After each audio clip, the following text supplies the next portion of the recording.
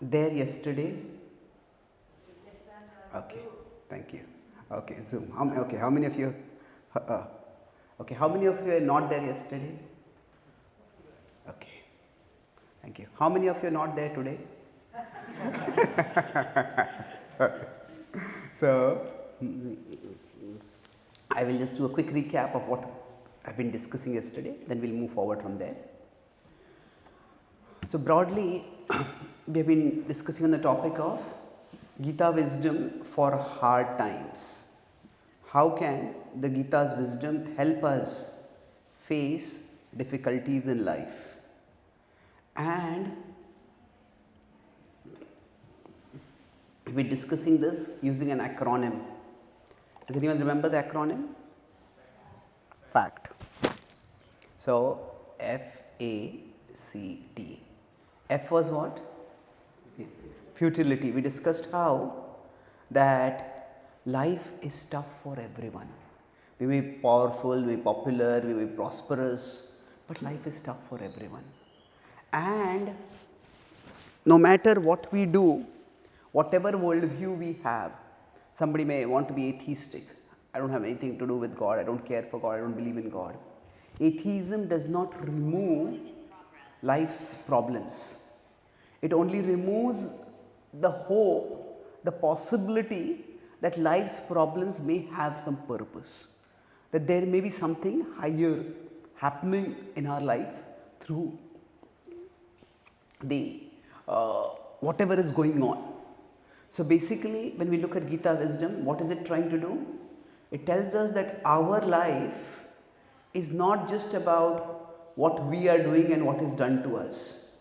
There is a bigger picture. There is God above us, and God has a plan for all of us. So in some way, whatever we do is a part of a higher plan. And similarly, whatever is done to us is also a part of a higher plan. And this vision, that is, there is more going on in life than what we can perceive. That is the basic teaching of the Gita. Now, what is that more that is going on? That we discussed one aspect of this. What was A? Analyze. Analyze what? Analyze how karma is working in our life. We discussed how the principle of karma means that action leads to some result, some reaction. However, it is not just the present action that leads to a reaction. There could be present action plus past action that leads to the result. So now how much the present action contributes and how much the past action contributes, that can vary from situation to situation, present karma and past karma. So sometimes you might be doing a lot of good things, you might be doing 100 positive, but if the past karma is 90 negative, then we might get only a result of 10. So because of this, there is a bigger picture, and we understand that if we are polite to someone right now, but we were rude to that person before, then our politeness may not be reciprocated immediately. And then we discuss this graphical analysis on quadrants of how our present actions can be positive, present karma can be positive, or it can be negative. And similarly, our past karma can be positive or it can be negative.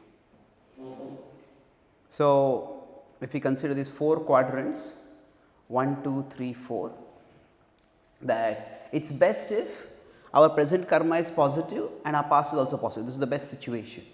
Here will be super effective. Whatever we are doing, we will get a lot of good results from it, like the Midas touch or the Midas touch, depending on which part of the world we are, how it pronounced, but that whatever we do turns out into gold. Now, at least we don't want to be in either of these quadrants, that we don't want our present karma to be negative, because we are creating a darker future.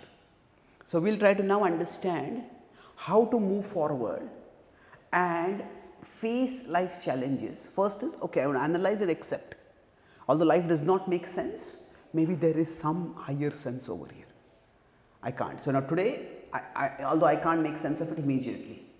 So one theme we discussed is that our vision of life is finite vision is not the final vision. So finite vision is not equal to the final vision. So with this understanding, now let us move to the second part. So today I will talk about C and T. Those of you who have the book from yesterday, you can use that book, otherwise you will read from here. So you can repeat after me. My dear Lord, let me remember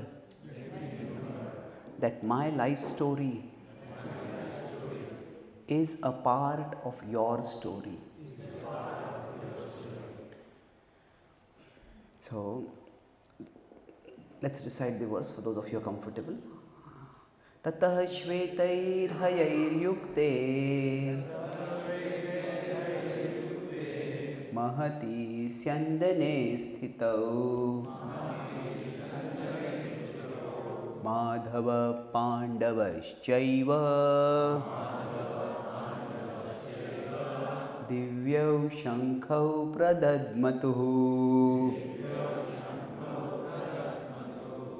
Then Krishna and Arjuna, standing tall, on their chariots, white steeds and all, blew their conches loud and bright, a sound that shook the field with might. This is Bhagavad-gita 1.14. So would anyone like to read one of the paragraphs? Yeah. Okay. I would like to read. My dear Lord, you are always with me in the chariot of this body, just as you were with Arjuna on the battlefield. Yes, thank you. One paragraph. So the Gita is not just describing a historical truth. It's also describing a timeless truth. Our body is like a chariot, and so we as souls are in this bodily chariot, and right next to the soul is the supreme soul, is Paramatma. So Atma and Paramatma are together, just as Krishna and Arjuna were together on the chariot. So the world is our Kurukshetra. We may not have to shoot arrows, but we all have to face challenges in life. We have to fight battles in life. And the understanding is that we are not alone over here. So let's look at this. Now, once we understand that, okay, the situation I am in right now is because of a combination of my present and past actions. So then, how do I deal with it? What do I do about it?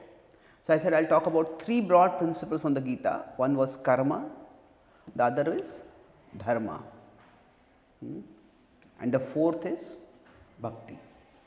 So in ACT, A was associated with karma, analyze to understand how karma is working. Now C is commit to doing our dharma, and then T, I'll talk about T is associated with bhakti, tap the power of God through bhakti. So yes, let's look at commit. Now the principle of karma has to be very carefully understood, because sometimes some people think that, okay, whatever problems are coming in our life, it's because of our past karma. So therefore, what should we do? Just suffer them. Well, that's an oversimplification. Why oversimplification? Because success in life, or life's progress or success, does not come simply by exhausting past karma. I'll explain what I mean by exhausting past karma. Yes, we have a certain stockpile of past karma that we have to deal with.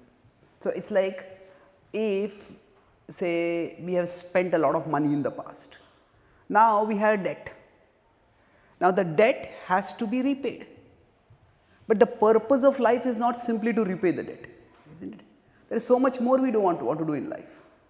So the life success does not come simply by exhausting past karma. It comes by executing present dharma. what we are expected to do. It is when we do that, that is when we grow in life. So, the Vedic teachings in general are not so much karma centered as dharma centered. So, I will give a few examples to illustrate this point. In the Ramayana, when Ram is exiled to the forest, at that time one person becomes very angry about this. Everybody is shocked, everybody is shattered, you could say, but one person is enraged. Can you guess who is that? Lakshman. And there is a fascinating conversation between Lakshman and Ram at that point. Lakshman says he's so angry, he says he's so angry with Dashrath that he's not even ready to call him his father. He said the king has become blinded by lust for his youngest queen, and that's why he's lost his good sense. There is no need for you to obey such a king.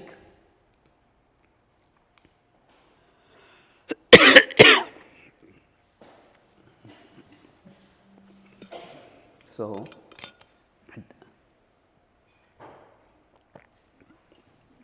at that time, Ram is very grave. He says, "O Lakshmana,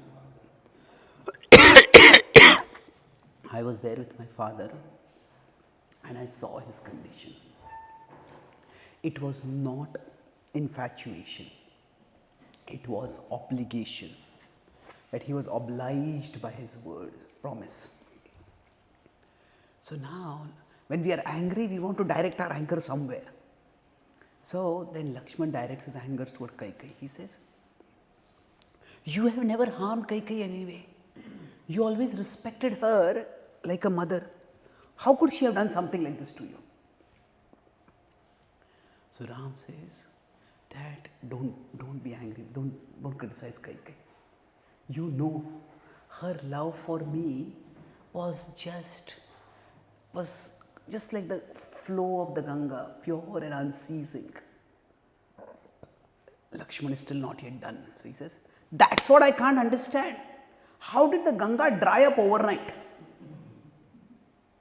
So at that time Lord Ram says, that's why when I heard these words coming from her, I understood that this is the will of destiny. This is just not something normal, the interaction between two people. When what do we mean by destiny over here? That in general, most people turn toward philosophy as a regular small talk when they meet each other on the train or a car or a bus or a plane. Is that right? Is this first thing we ask people, so what is your philosophy? We don't ask such questions. Most people turn toward philosophy at times when life does not make sense.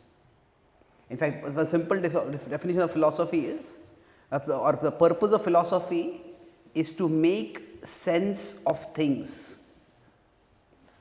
To make sense of things when things don't make sense. To make sense of things when things don't make sense. Normally, if we are able to make sense of things, okay, I work and I get some results. And if I don't get results, okay, this person is to blame, or this happened or that happened. But when life just doesn't make sense, that's when we turn toward philosophy. Now, some people may have a philosophy itself that nothing makes sense. That is not really philosophy. But so one concept that is very commonly there in the Indian tradition, but it's almost there everywhere. The idea of Daiva or destiny is there. Now in the Islamic tradition there is the idea of Kismet. In the Egyptian tradition, the Japanese tradition, the Chinese tradition, there are equivalent concepts. Shakespeare also said that there is a tide of fortune.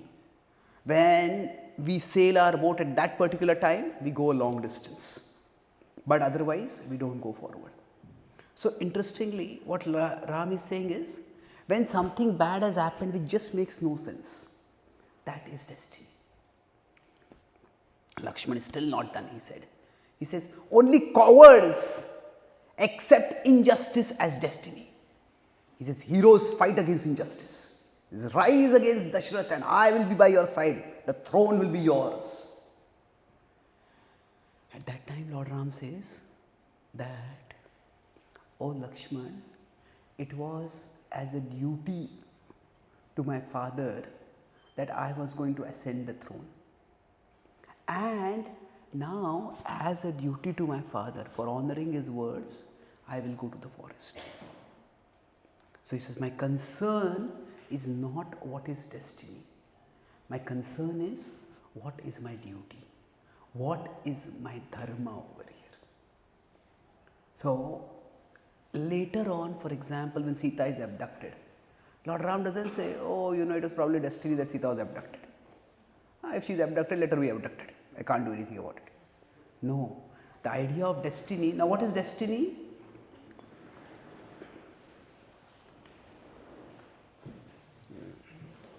Destiny is basically like our baggage of past karma. When we come into a lifetime, our life does not begin with birth. We have lived before. And when we come into this life, above us is a karma baggage from the past life. It is the karma baggage means all the unprocessed karma from our previous lives is stored like a stockpile. And this karma baggage is essentially what is called as destiny. The Sanskrit word is daiva. Now, this past karma baggage is something which we all have. Now, some people have a carry-on bag, some people have a check-in bag. Some people have many check-in bags. We all have this karma baggage that we carry with us. And a major installment of the karma baggage comes right at our birth itself. A lot about us is determined at our birth. Our ethnicity or nationality, our complexion, maybe our basic starting financial level based on the financial level of our family, maybe our IQ to a large extent, it's largely driven by birth. We can improve it, no doubt. Somebody can from 120 can go to 130, 135. But a person 120 is not going to likely to go to 160 or 170, no matter how much they try. But a certain level of things are fixed.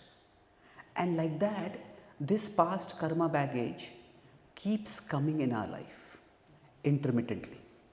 Now, sometimes it may give us something positive, sometimes it may give us something negative. But the karma baggage keeps coming in our life.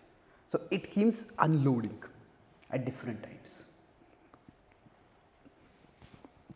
So, that's how the past karma and present karma combine to give us the results. So, the point I am making is that the purpose of life is not simply exhausting past karma. And okay, whatever may have happened, was Sita's abduction because of past karma? Maybe. But was Ram's exile because of past karma? Maybe. The point is not what am I supposed to do is determined by whether it is past karma or not. The consideration of past karma is to help us to come to peace with what is happening. We analyze to accept. Like yesterday I discussed that life may feel unfair, but in the big picture what happens is life is fairly unfair. Fairly unfair. What this means is that sometimes what we get is worse than what we deserve or what we have worked for, and sometimes what we get is better than what we deserve. That's because the past karma baggage is also unloading at that particular time. So, but when we decide to accept something that is happening which seems unfair, we can say, okay, this may be my past karma, let me come to peace with what is happening. But how to respond to what is happening, that's a completely different ball game. That is to be decided based on what is my dharma right now, what is the right thing for me to do. And this can have different approaches. So, we commit to doing our dharma. So, I will explain this in two, three different examples of what committing to dharma means. So dharma basically means doing the right thing. Now we always ask the question, what is the right thing to do?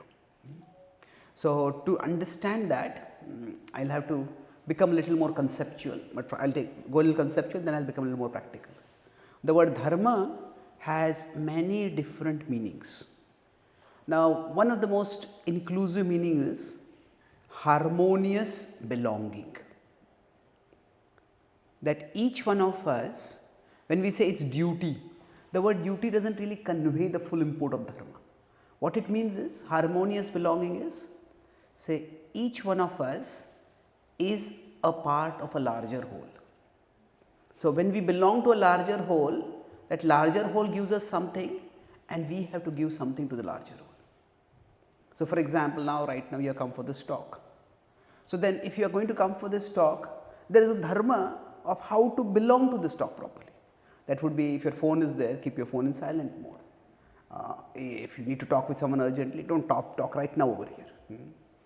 If you are going to sit for this talk, it's not that you turn your back to the speaker and sit. You know that each one, there is a harmonious way to belong. Now that is from your side. But if I am representing the larger whole over here, then for me, if you are giving your attention, then I also need to give something meaningful, something valuable. If you come for a spiritual talk and I go on a political rant against a particular party or a particular community, then you may say, I don't want to be here, I didn't come here for this. So dharma is both individual and collective. So the individual dharma is whatever larger unit we are a part of, we need to belong to that larger unit properly. So that is what Arjuna asked Krishna about, pruchhami tvam dharma sammuda chetaha. That I want to know what is the right thing to do. Now there is another meaning of dharma which comes in, say, 4.8, where Krishna tells Arjuna, dharma samsthapanarthaya sambhavami yuge yuge. That I come here to establish dharma, and that is referring to social order. The larger whole has to sometimes be fixed. Sometimes the individual has to fix themselves so that things work out properly.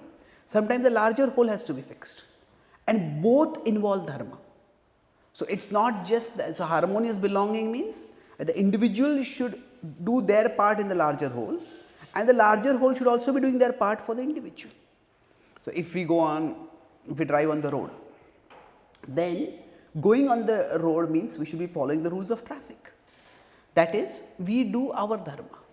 Maybe we pay taxes, whatever taxes are required for using the road transport system.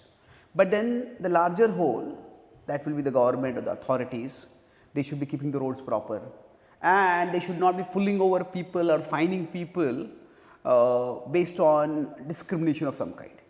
Or people of a particular ethnicity, they are pulled over more. People of a particular other group, even if they do some wrong, they are not pushed, they are not pulled over. So dharma has both these aspects, that there is the individual and the collective.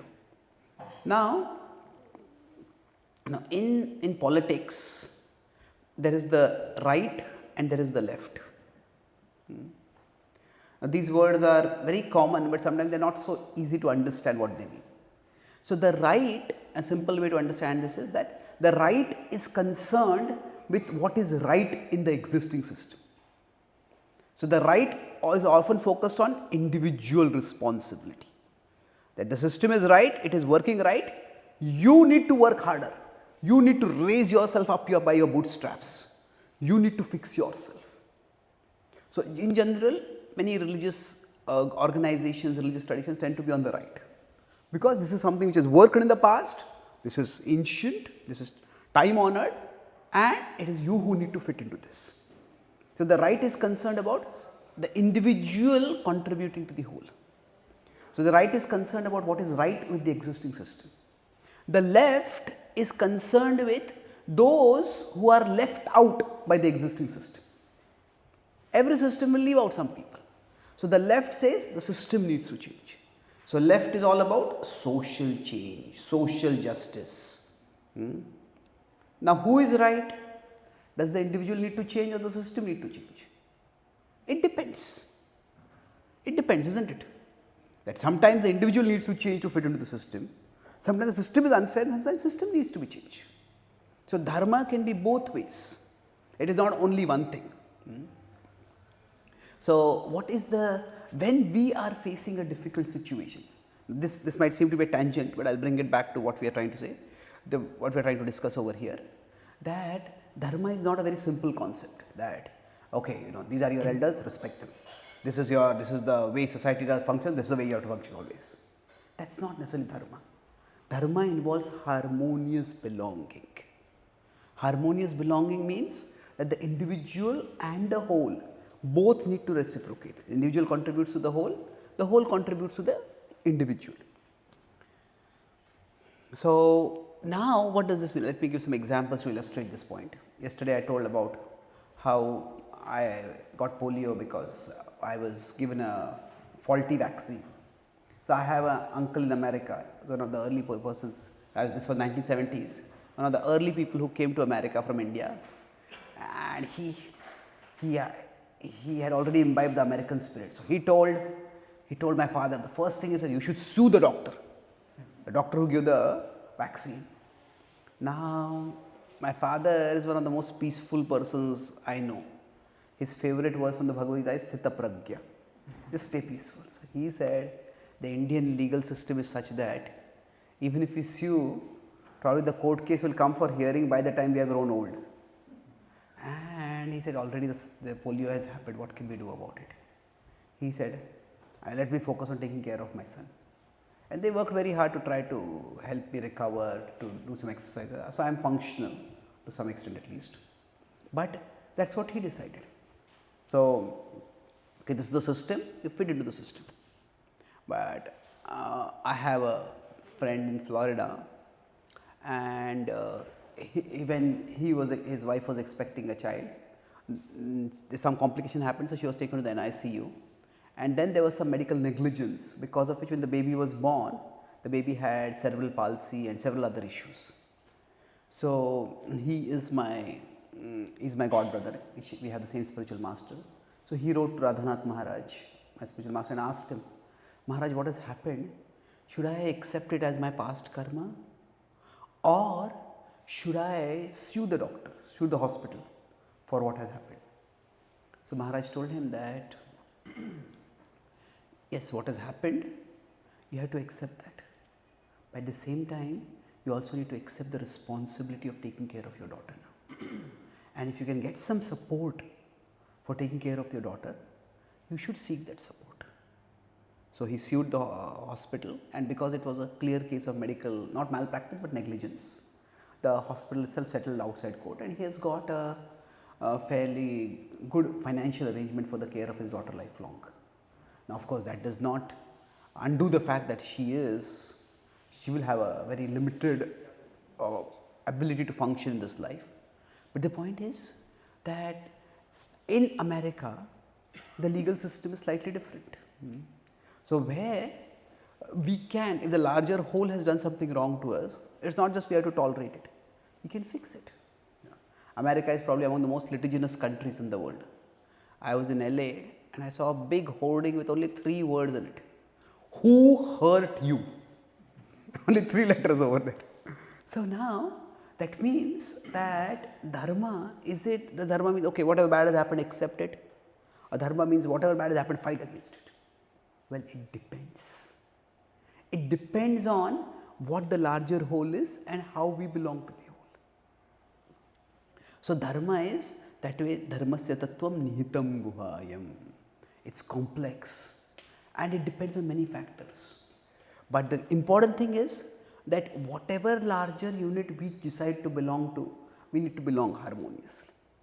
So if say many of you are Indians over here, you may have felt that okay, in India there is not that much possibility for financial growth, or other kinds of prospects are not, so career prospects are not that good. So you decided to come abroad, you came to Canada over here. So you were a part of one whole, now you have come to another whole. And whichever larger whole we are a part of, we need to belong harmoniously to that. We do our part there and the larger whole does something for us. So dharma is in that sense reciprocity. So, the key point in this is that when the right says it is individual responsibility, so this broadly aligns with two schools of thought in the Vedic tradition, what Lakshman and Ram were discussing. So, there are two schools of thought, that one is Daivavad and the other is Karmavad. So, Daivavad holds that we all have our destiny and everything is destined. People sometimes say that everything is written in the finger, in your palms. Well, that's not completely true. We have a destiny, no doubt, and that past karma baggage is fixed. However, what happens in our life is not determined only by our past karma. It is also determined by our present karma. So now the other extreme is Karmavad. Karmavad is everything is determined by our actions. By actions means our present actions. So you work hard and you will succeed. So now to a large extent the Western world has more or less aligned with the idea of Karmavad. You work and you will succeed. And to a large extent the Eastern world was aligned with the idea of Daivavad. Okay, what is destined will happen. Now both of them are partly right. See, what happens is with Karmavad we can make a lot of physical change and physical progress. Right? Nothing is destined. You work hard, you will succeed. That's how we develop technology, we have made so many astonishing advancements. But the problem is if we adhere to Karmavad too much, then if somebody works hard and does not succeed, then it is your problem. You are wrong. No, I did everything right, but still not succeeding. Then what happens is when we don't get success, then we start beating ourselves up mentally quite a bit. Or there is physical progress, but quite often there is mental regress. Regress means there is agitation. Because why? If everything, all success is determined by my own work, and if I am working, I am not getting success, then what does it mean? So either something is wrong with the world or something is wrong with me. And both of them are very difficult to live with. So we see this paradox that although there is a lot of progress in the world now at a physical level, stress, anxiety, depression, all these are increasing. But because when something doesn't work, we overreact. We think, oh, life is ruined, I am ruined, things are jinxed. Just go to the other extreme. That's how people get into depression. Yesterday I talked about, remember, situations are reversible, situations lead to emotions. Emotions are also reversible, but sometimes we may take decisions and those decisions can be irreversible. So we don't want that. So for example, everybody will face loss in their life. Now loss, we may lose a job, we may lose a limb in an accident, we may lose a loved one, we may lose a relationship. It's painful. But we can process a loss in many different ways. I have lost. This is the most objective. In the Gita's philosophy, Gita's analysis will be sattva. I am lost. This is much more disorienting. If somebody invests their whole life in a particular career, a particular job, and then they just lose that, not just that particular job, but lose that career itself. What am I going to do? So this is much more damaging. This is rajas. But what am I talking about here? How do we interpret loss? How do we emotionally process loss? Now the most damaging is, I am a loser. Now this is tamas. Now when somebody starts interpreting things like this, I am a loser, that can be devastating. If we were in a relationship with someone who we thought was a loser, then we would want to break up, end that relationship as quickly as possible. But if we think we are a loser, then can we break up with ourselves? We can't. Or can we? In many ways, suicide is a tragic attempt to break up with oneself. And I often speak in colleges and universities. So it's tragic sometimes students, because of too much pressure, end their lives. Now, while this whole phenomena is it's a tragic thing, but broadly, what I've seen in India, it is more because of academic pressure.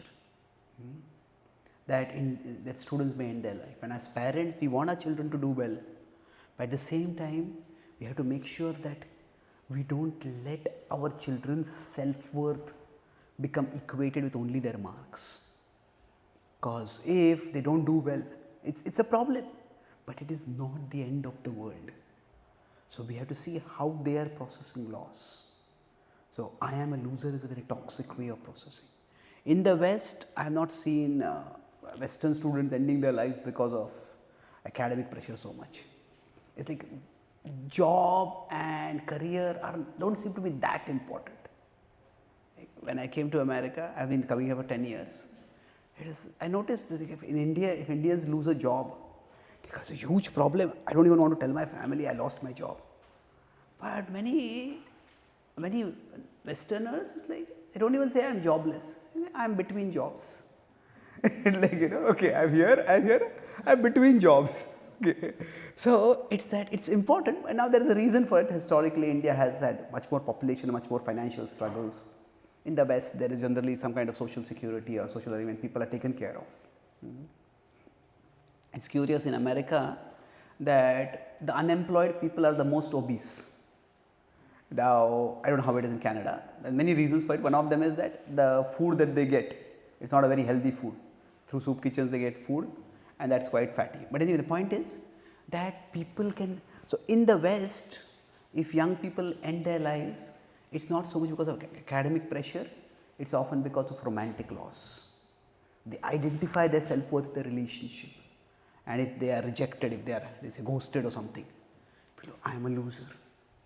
So this is something, sometimes what happens to us is not about us. We could say it's our own past karma, but that's a different thing. There's nothing that we could have done right now to fix the situation. So this is the extreme, that dharma, if it goes towards extreme, everything is determined by your present actions only. Sometimes, no, the system is such that you can't do anything about it, and things just don't work despite our best efforts, and we need to accept that. Now, on the other hand, Daivavad, what it leads to is, it leads to physical regress or stagnation. So India for many centuries did not really progress. There has never been in the history of the world anything like the British rule of India. What do I mean by that? So few people ruling so many people for so long. India had become used to being ruled by foreigners because of the prolonged Islamic rule, and when the British came, the British had, even at the height of the British Empire, there were only very few thousand Britishers were there in India, and Indians were millions. So what? It is to a large extent Daivavad. Okay, this is what is meant to happen, let it happen. But what happens with Daivavad is, there is certain level of mental peace. Because we are not filled with resentment. Why did this happen to me? Why did this happen to me? Okay, it's destiny, it's happened. Now the ideal situation is that we understand it's both. So what has happened to me, that is because of Daiva, that is because of destiny. So we accept that Daiva is also there, but karma is also there. So accepting Daiva will give us a certain level of peace. What has happened, it was because of destiny, I accept it. But accepting karma will help us progress. It is not that just because something has happened that I have to leave it, I have to let it stay like that all the time. No, we have a responsibility to do our dharma. So what does doing our dharma mean? It means that we use our God-given intelligence to decide how best we can face the situation. So I'll make two more points about dharma before we move ahead. That quite often the idea of tolerance is there in philosophical circles. Tolerate, yeah, it's an effect of your past karma, tolerate it. Now, tolerance is no doubt important. If you consider 2.14, Krishna says, tolerate, tams titikshasva bharata. But it's important what to tolerate. Is Krishna telling Arjuna, oh, tolerate the Kauravas' atrocities, they dishonored your wife, they stole your kingdom, just it's all your past karma, tolerate it. Is that what Krishna is telling Arjuna? No. It is, what he is telling is, tolerate the pain of fighting Bhishma and Drona. I know you don't want to do it, but this is what you need to do as a Kshatriya. So, before we decide to tolerate, we need to know what to tolerate. Because see, just as we are imperfect, whichever larger whole we are a part of, can we say that we always do our part perfectly in the larger whole? No, we can't. And similarly, whichever larger whole we are a part of, that larger whole also has problems. And that larger whole also, so we will all have to tolerate something. Like if say you came from India to America or Canada here now. Now yes, maybe there is more financial prosperity, maybe there is more physical comfort, but then maybe what nowadays sociologists call as or psychologists call as social capital. Maybe we don't have an extended family with us. We don't have a larger like-minded community. That's why if you come to temples like these, then you get a sense of belonging to a larger community. Right? So, maybe in India we have to tolerate the traffic, we have to tolerate the logistical limitations, and here we may have to tolerate a bit of loneliness, we may have to tolerate a little bit of social distance. That term came in the pandemic, but even before that there is a certain level of social distance that is there. When I came to America for the first time, I realized that how are you, it's not a question, it's a greeting. It's like people ask how are you, they don't expect you to tell how are you. Okay, how are you? So, how are you, and then move on also. So, it is people are polite, but it's not that the relationships are very close and personal. This is not a criticism, it is just an observation. My point is, whichever larger whole we belong to, there are some things we will all have to tolerate. But the important thing is what to tolerate. So, that's where before Krishna talks about tolerance, he gives intelligence. Intelligence in that context is what? Arjuna, you are the soul, you are not the body. Dehi nosmin yatha dehe. He talks about it.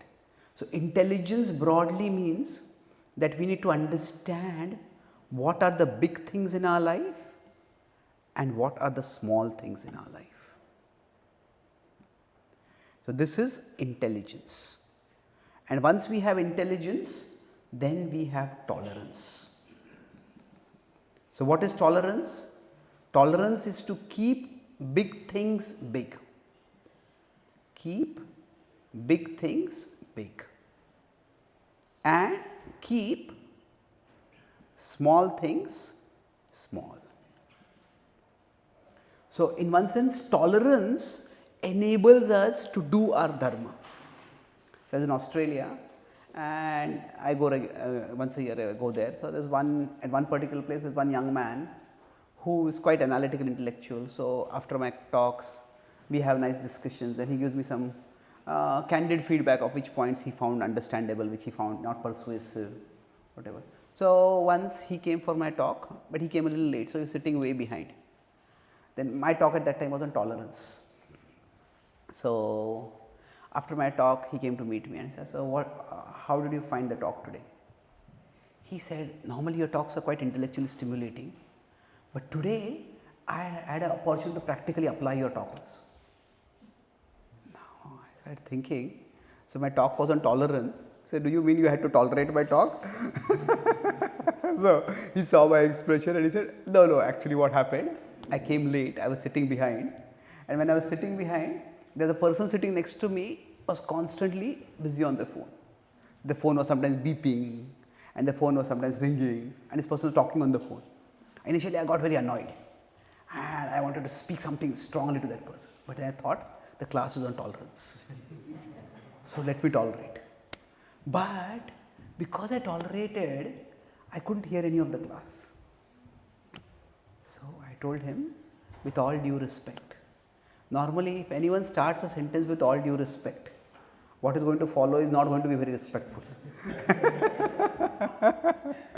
So I told him, with all due respect, that is not tolerance, that is impotence.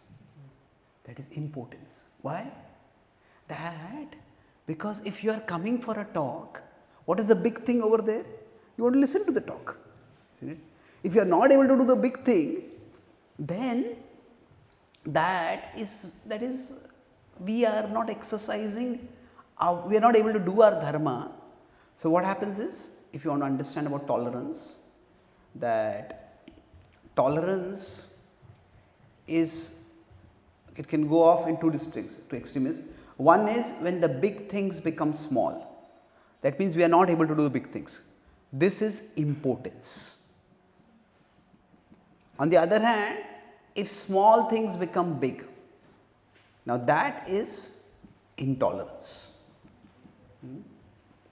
So for most of us, the problem would be, say now right now you have come here for a talk and maybe you are not habituated sitting on the floor and you might feel a little uncomfortable and you may think, okay, this talk probably it will go on for half an hour, 1 hour more at the most, 20-30 minutes more, whatever. So I can deal with it, I can sit on the floor for that much time. It's a small thing. So if something is small, tolerance should be able to help us keep it small. But if suppose somebody feels so much discomfort in their back or their legs because sitting on the floor, then find a chair or request a chair, and there is facility for chairs also. So the point is that if somebody just tolerates and their whole body is in pain and they are sitting on the floor and they say, I sat on the floor, but nothing went into my head because all my consciousness was in my legs or my back, then that small thing has become a big thing. So tolerance is basically these two dimensions, that we keep the big things big and we keep the small things small. And that's why the concept of dharma is important. The concept of dharma is, what is the big thing for me and what is the small thing for me. So if we are at a job and maybe the work culture is not very good over there, maybe the boss is a little exploitative or abusive, see, I would rather not be in this job. But then maybe we need the money from that job. So maybe that job is good for our career. So then we may decide that is the big thing for me. And because that is the big thing, this I'll make it the small thing. I'll live with it. So now what happens is, if we do not do this mental prioritization of what is a big thing and a small thing, then we may keep complaining about the small thing in life. Oh, this is so bad, this is so bad, this is so bad. Well, complaining about that is so bad. Don't do that.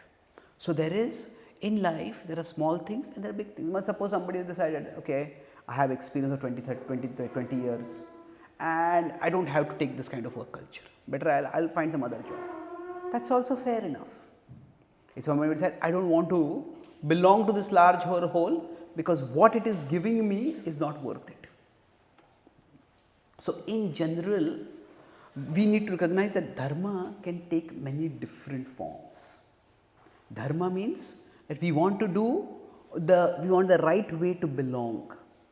But sometimes, what is that right way? For two different people, it might be different. So, with this context in mind, that we all belong to some larger wholes. So dharma is commit to doing our dharma.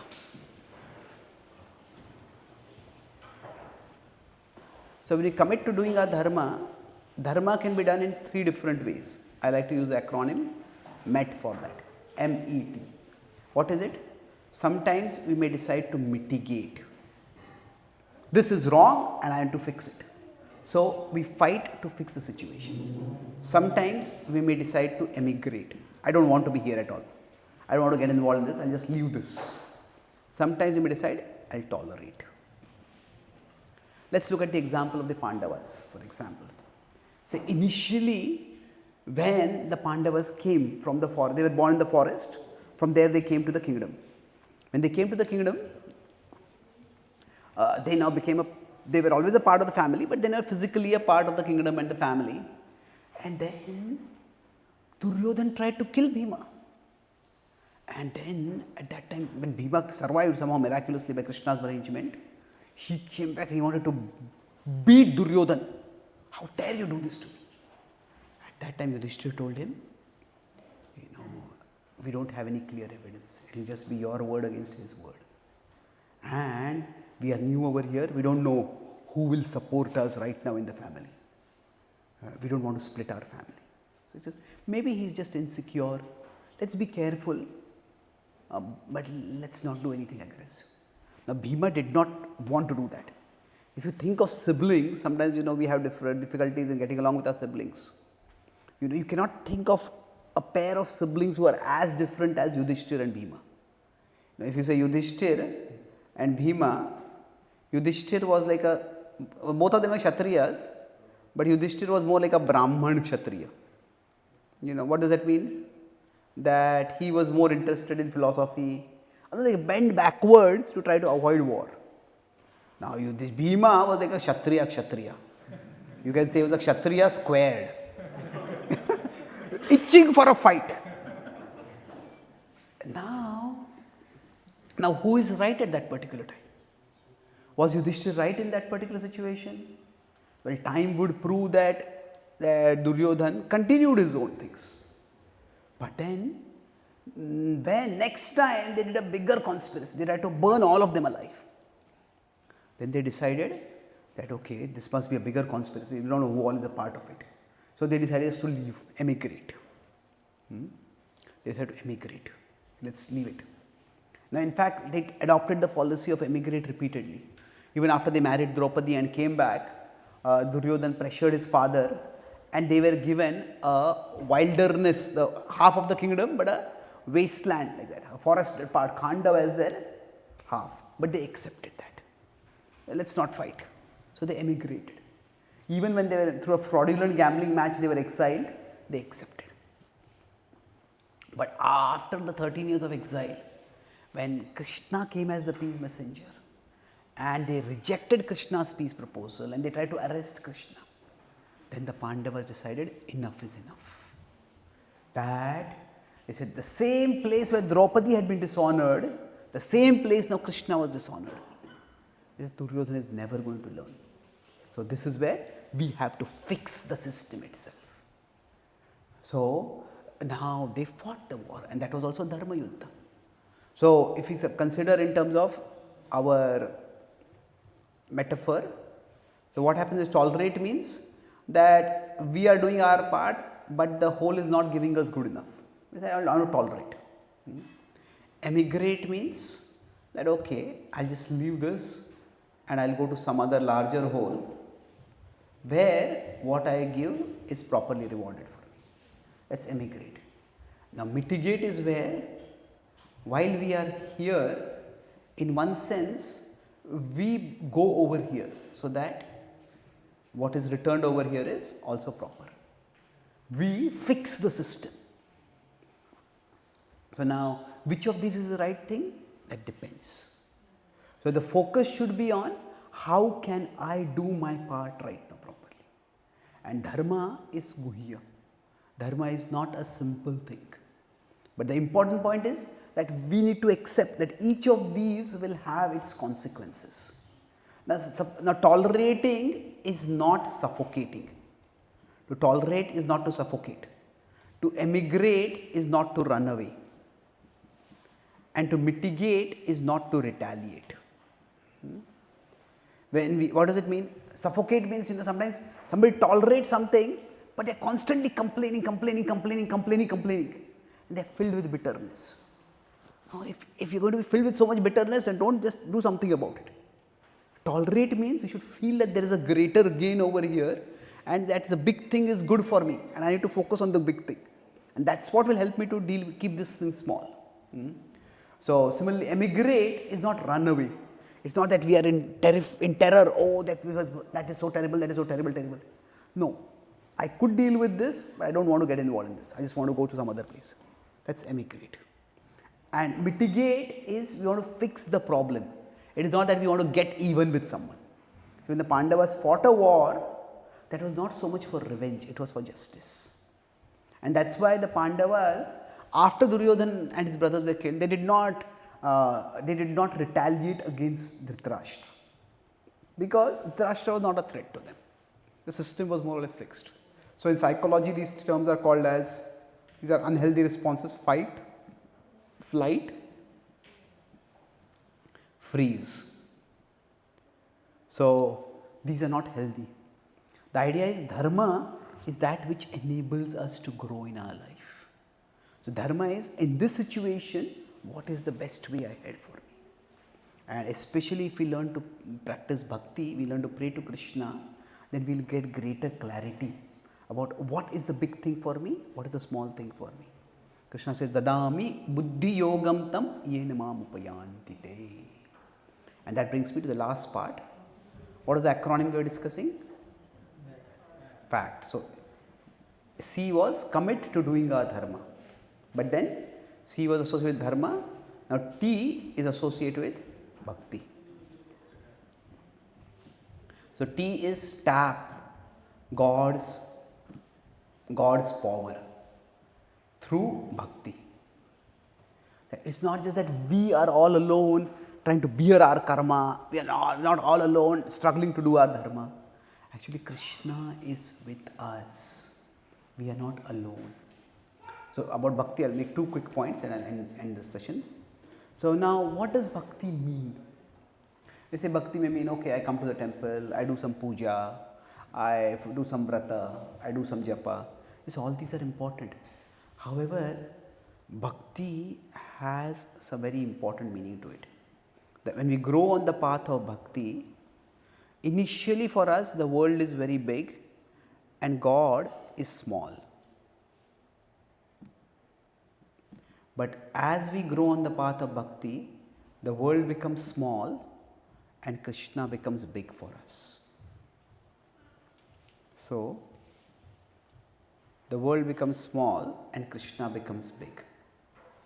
So, to the extent this is happening, to that extent actually we are growing in bhakti. Now, what does this mean? That the world becomes small? The world is always filled with ups and downs. And like we discussed earlier, sometimes if our mind is not stable, the ups and downs become much bigger. This is the situation and this is the emotion coming from the situation. So when the world is very big, we are subjected to the ups and downs very much. But in the world itself becomes small, then its ups and downs also become small for us. So these are the 2 results of bhakti. What is it? When the world becomes small, we become externally or materially peaceful. Yeah, this is bad, but it's not the end of the world. This is important, but it's not the most important thing. Say if some relationship issues are there, some job issue is there, some health issue is there. Yeah, it's a concern, I have to deal with it. But it's not the end of the world. The material becomes smaller for us.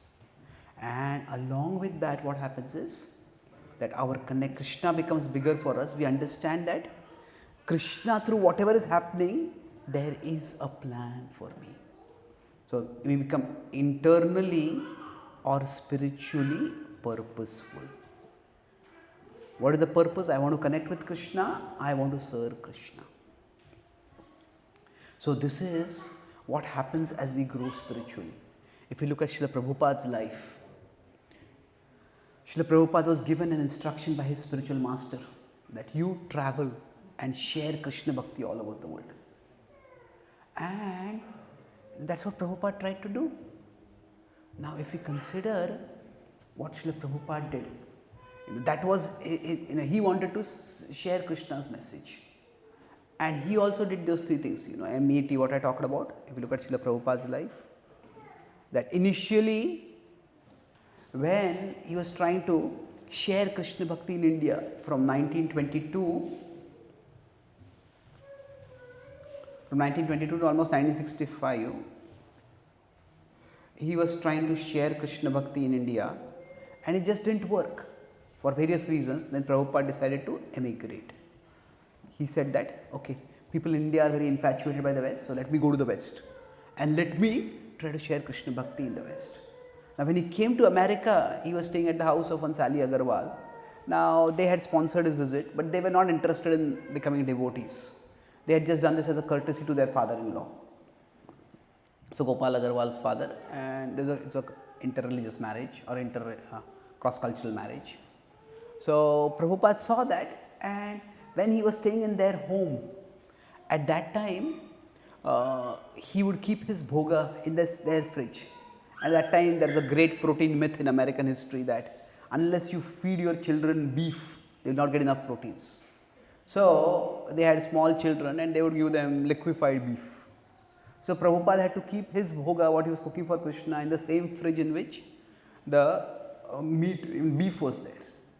Now, Sally Agarwal had some sensibility. She said, Swami, I am sorry, we have only one fridge here. And Prabhupada's reply was, think nothing of it.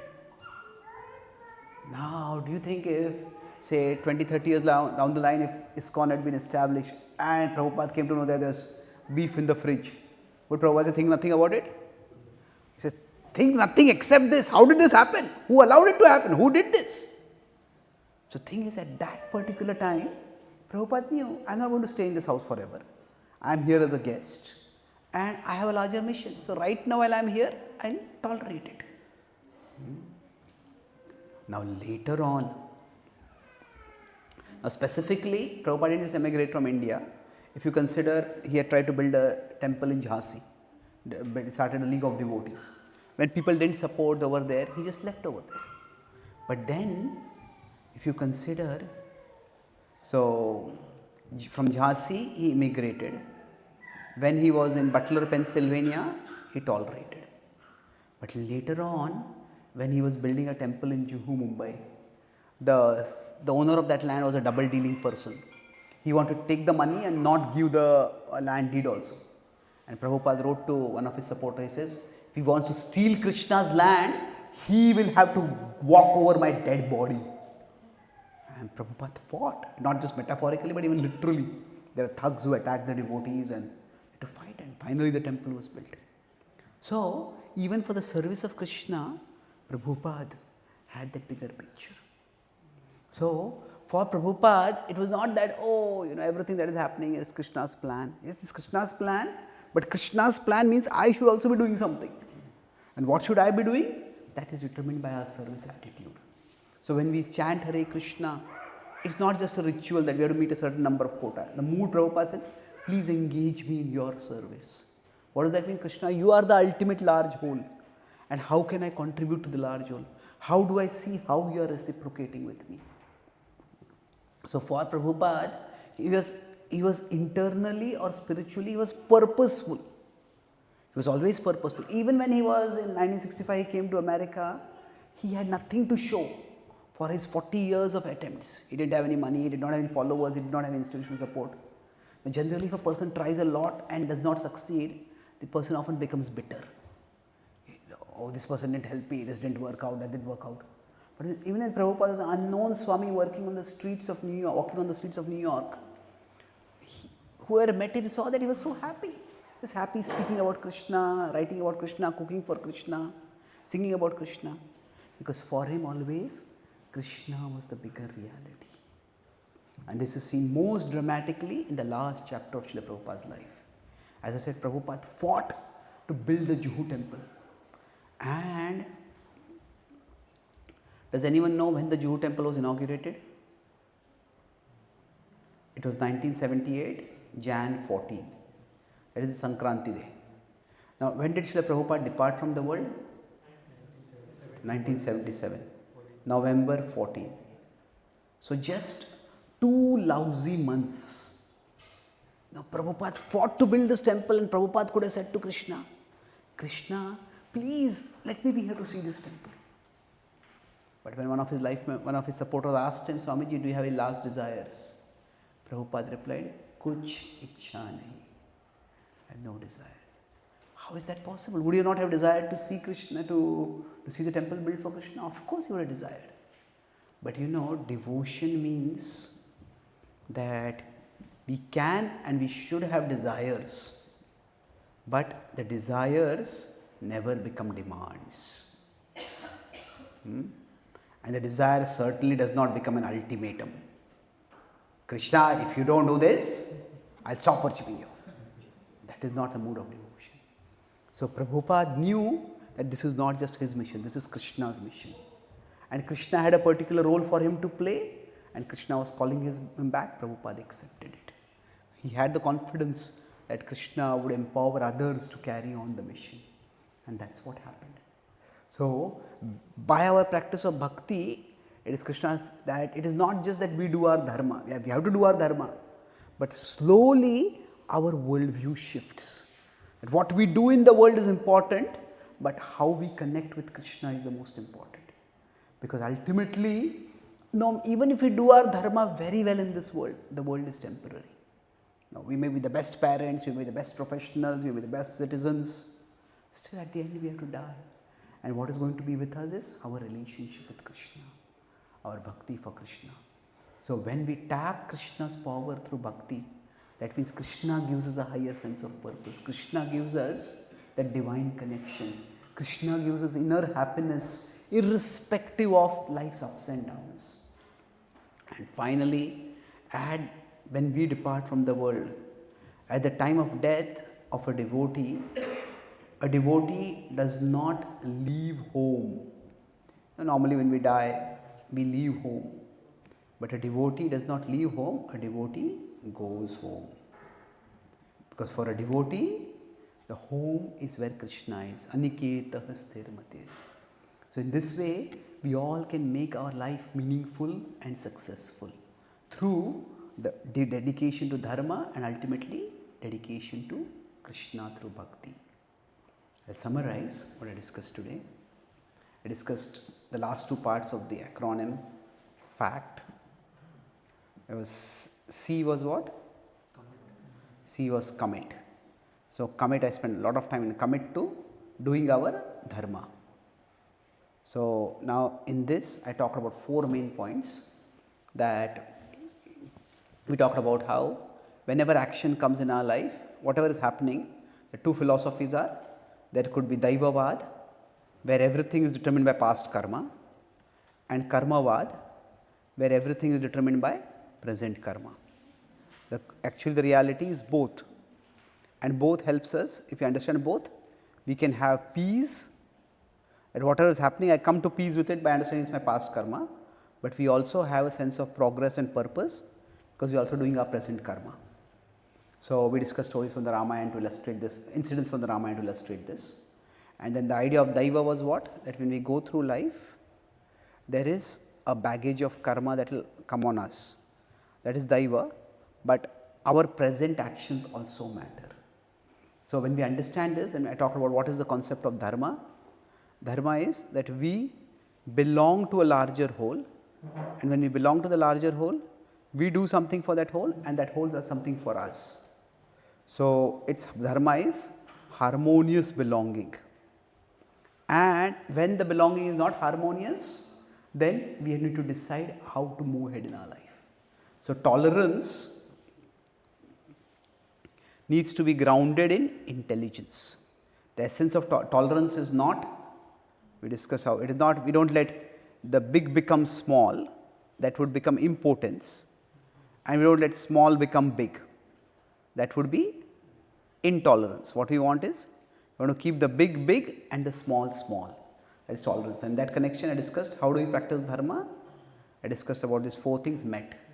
That is, sometimes we tolerate that, okay, even if the larger whole is giving me something less right now, but I am also getting something, so I will continue to contribute.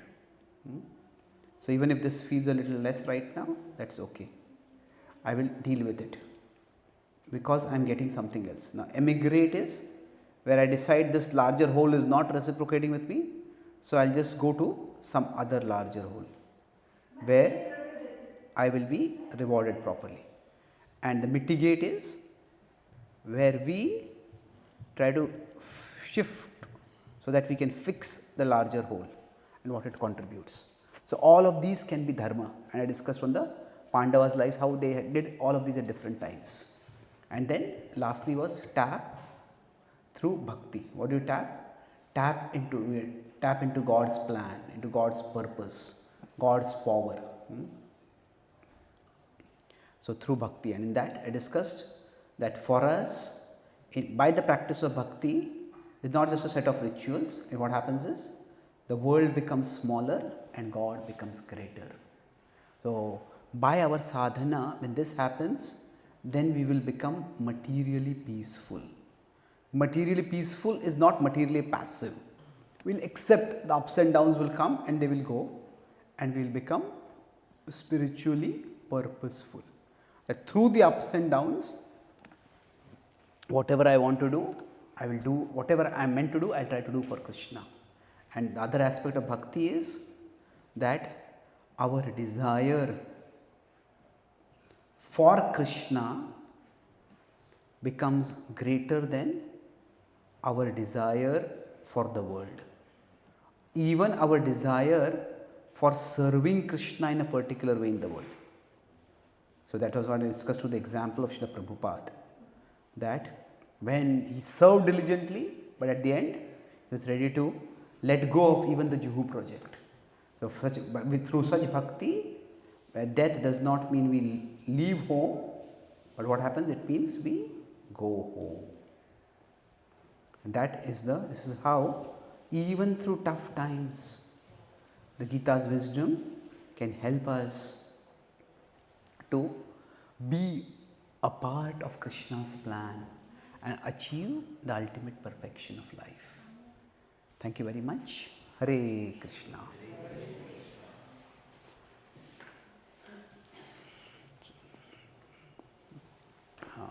Is there any one or two questions which anyone has? I don't want to go too much over time. Does anybody have any questions that they would like to ask?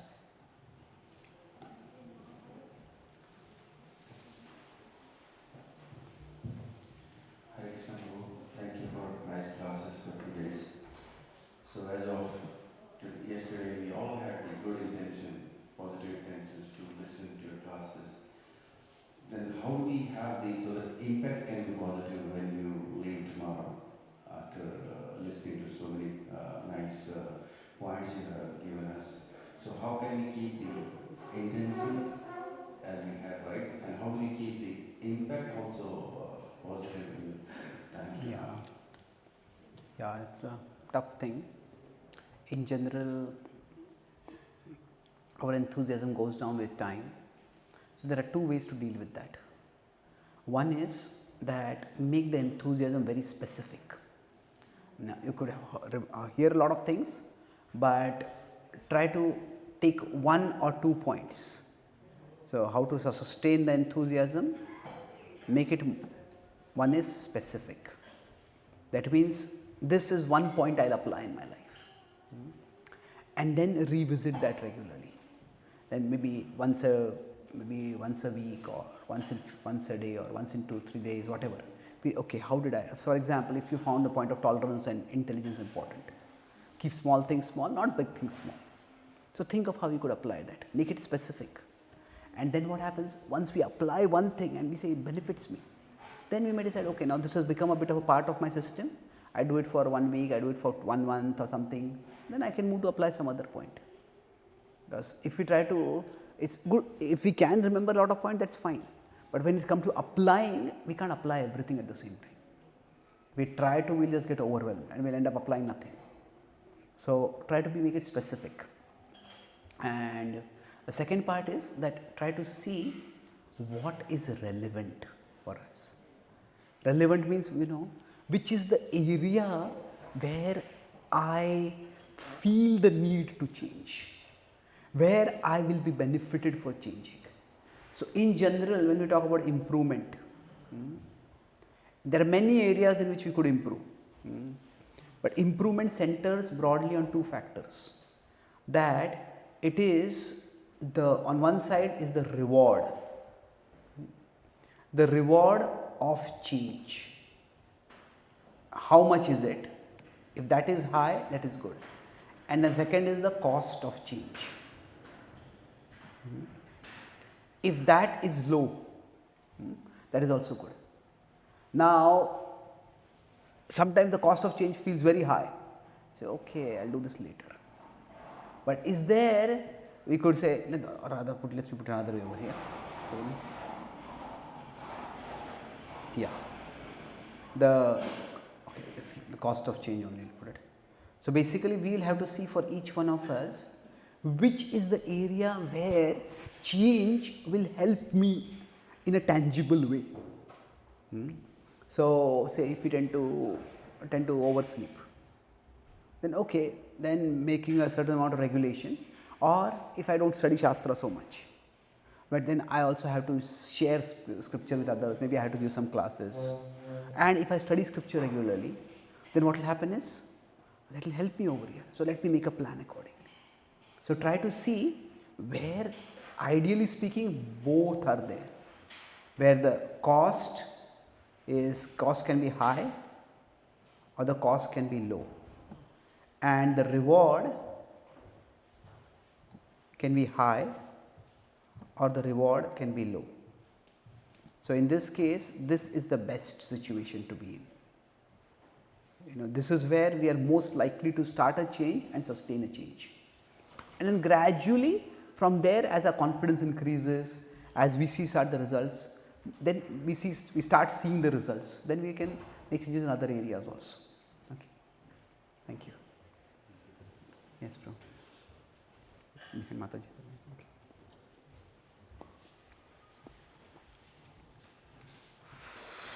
Hey Krishna. Yesterday you told that atheism does not remove problems, but it removes the hope that problems have a purpose. So could you elaborate more on what purpose actually problems serve? And is it just a coping mechanism we tell ourselves, or what is the truth behind it? So do problems serve a purpose? It depends. I use this, when we have pain or problems in our life, we can get an IAS degree in the problems. What is IAS? There are three kinds of problems. One is, some problems are just inevitable. They are a part of life and we just need to learn to live with them. So for example, if you come to a place like Canada, it's going to be cold. And if you go to some place in central India, it's going to be hot. Or we go to there are some things which are just associated with larger place, they are a part of life, they are inevitable. So everybody has to grow old, everybody has to get disease, everybody has to die. These are inevitable problems. Now Krishna talks about these inevitable problems in 13.9, Janma Mrityu Jara Vyadhi Dukkha Dosha Darshan. But then there are certain problems that are avoidable. So many problems in our life are created by our own behavior. So for example, Krishna talks about this in 5.22, Yehi samsparchaja bhoga dukkha yona yevati. When we indulge in pleasures excessively, that causes pain to us. And nobody has to, if somebody starts taking alcohol and becomes addicted and has severe health problems, those are not inevitable problems, those are self-created problems. So inevitable problems we need to accept, or we need to tolerate, need to live with them. Now, avoidable problems, we need to eliminate them. If not eliminate, at least reduce them. Eventually, to eliminate them. But there are certain problems that are strengthening. Strengthening means, this Krishna talks about in 18.37 in the Gita. That he says, yattadagre vishamiva pariname amrutopamam. That which tastes like poison in the beginning will taste like nectar in the end. So if somebody wants to become healthier, develop a regular health exercise routine or regular diet routine, that's difficult. But if we go through it, we'll come to a better place. Similarly, we want to learn to do our mantra chanting attentively. We want to develop a habit of studying Shastra. Initially it's difficult, but if we do it, we'll come to a better place. So is it that all pain has a purpose? Well, you could say at one level, yes. But some pain has a purpose, that learn to live with it. Some pain has a purpose, don't do it. And some pain has a purpose, that through this pain you will grow and become better. So this is something which you should actually commit to or cultivate. So now I have given these examples from a day-to-day perspective, irrespective of theism or atheism. But at a bigger level, at the end of our life, is there something more? Even during the course of our life, when we go through very dark phases in our life, is there something going on over there? Is there some higher purpose? So we may not always know the exact purpose of every single pain. Although Krishna is with Arjuna, Krishna does not tell Arjuna specifically why does he have to fight against Bhishma and Drona. Now he does not tell that, oh, Bhishma was so and so in the previous life and Drona was so and so in this life and you were so and so and he did this and you did this and that's why now two of you are fighting here. There is no like a esoteric karma flashback revelation. So in that sense, when we say there is a purpose, it is not so much important what is the purpose, that there is a purpose. And sometimes we get a sense of that purpose as we move through our life. All of you, maybe after you go back, you could just spend a few minutes doing this exercise. Look back at something terrible that happened in your life. That time you felt it terrible, but then look ahead from that, did something good come out of it? Now you can't say everything terrible that happened, good came out of it. But many things that seemed terrible at that time, they brought some good out of it. So we all can see that there may be a pattern, there may be a plan, there may be a purpose which we may not see at that time, but it will be revealed eventually. Okay. Thank you. Okay. Hare Krishna Prabhu, thanks for the nice class. Prabhu, I was thinking about dharma and purpose of life. So we generally say that the purpose of life is to go back to Godhead. Correct. But then as a human being or as a being, I have the purpose or dharma towards my health, towards my spiritual being, Correct. towards my family, towards my parents and So- a lot of other things. So how to balance the whole thing? Because, and even in bhakti, if we say, because time is limited, we have a sufficient limited time. In bhakti we say Shravanam, Kirtanam, Upasanam and a lot of activities we need to do. Whereas for health, exercise, meditation, diet, sleep, all that things. So similarly for every set of activities there are certain things which we need to do. Yeah. But overall, how do we connect the dots and do our purpose of life? So it's a very important question. I'm going from here to Phoenix after this. From here I'm going to Calgary to Phoenix. Like that I'm going to 2-part series on this whole topic. So I cannot do that, but I'll just explain 2 principles mainly. See, the idea is, a common metaphor in the scripture is that of a river flowing towards the ocean. So the river originates high up in the mountains like the Ganga, and then the river goes towards the ocean. So each one of us is like a river, and the ocean is Krishna. Now of course the Advaitins hold that the river merges in the ocean. The Vaishnavas understand that the river keeps flowing toward the ocean. Like that our consciousness keeps flowing toward Krishna all the time. But the key point here is that each river has to find its own path toward the ocean. So there is a common universal purpose for all rivers, but there is also a distinct individual path for each river. And while the river is going toward the ocean, the river provides life sustaining water for hundreds, thousands, millions of life forms. Like that, each one of us, while we are going toward Krishna, which is the ultimate purpose of life, we have to carve our path. Your life is different from my life, your life is different from his life or her life. So we are each a river. And that's why there's a very individual element in bhakti, because it's a personal relationship with Krishna. And each of us has to find our path toward Krishna. Now, how do we do that? That's where our buddhi comes in. So, how do we balance?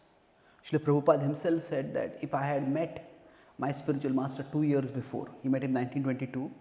He said if I had met him 1.5, 2 years before, if I had not been married at that time, I would have joined as a full-time devotee over there. But he said, now that I'm married, he said, it would be unfair to my wife and my child if I leave them now. Then Prabhupada focused on his grahastha dharma. He built his business. He tried to build his business. His hope was that he could contribute financially to his spiritual master's mission. So, we should not see all our dharmas as separate from bhakti. It is, that is the second point I'll make, which I'll end this, is that, see, each one of us has, we are part of many larger wholes. We are part of a family, we are part of a community, we are part of a country. So now all such larger wholes, the ultimate whole which contains all other wholes is Krishna. God is Aham Sarvasya Prabhavo, that He is the source of all wholes and He is the sustainer of all other wholes. So now, ultimately when Krishna says Sarva Dharman Parityaja Mam Ekam Sharanam Vraja, what he means is, you serve me and I'll take care of you. But that does not mean we don't care for all the other wholes. So the idea is, for a devotee, dharma and bhakti, they go together, because we understand that dharma and bhakti, how do they go together? Because each of the units that I am a part of is also arranged by Krishna.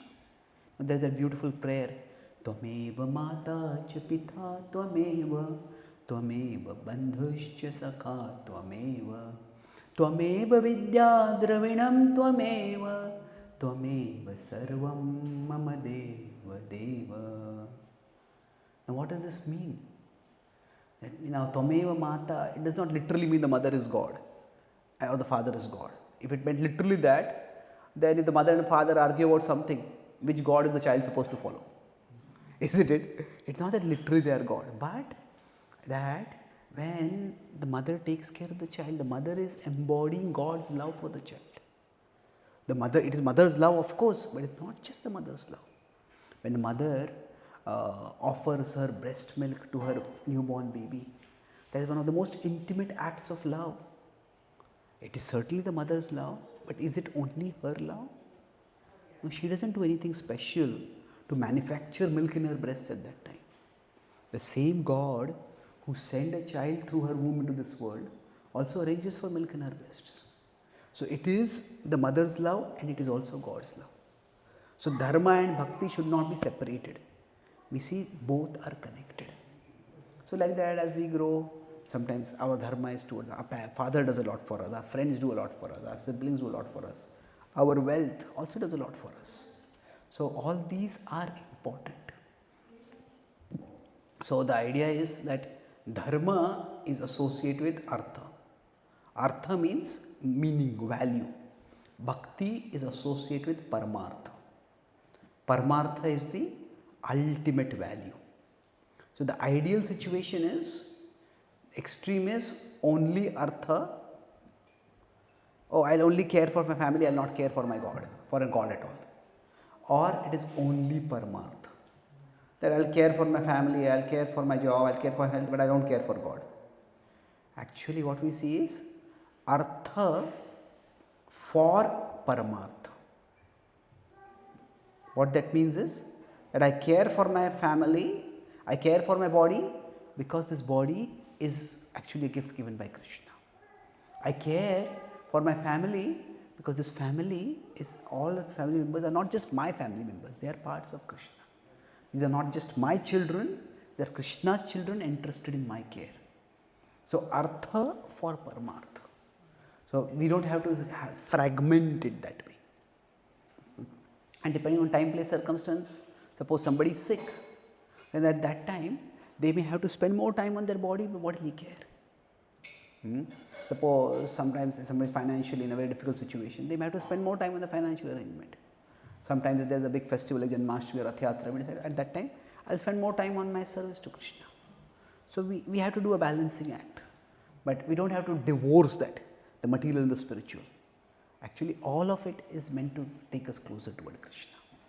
And we use our intelligence to see, when I say this, what, keep the big things big and keep the small things small. Now what is a big thing and what is a small thing, that can also change according to time, place, circumstance. At a particular time, one thing may become very big at that time, and we have to give it that attention. Okay? So, thank you very much for your. You have a question? Okay, okay. Thank you very much for your thoughtful participation. Srimad Bhagavad-gita ki, Srila Prabhupada ki, Gaura Bhakta Vrinda ki. Let's quickly conclude with this prayer. What we started. My dear Lord, let me remember that my life story is a part of your story. Shri Krishna Bhagwan ki jai. Thank you very much. Hare Krishna. Thank you very much, Chaitanya Charan Prabhu. So we're hoping that this was a very short visit, actually. Prabhu gave a class last night and this evening. We would like him to continue throughout the week, but unfortunately, as you mentioned, he has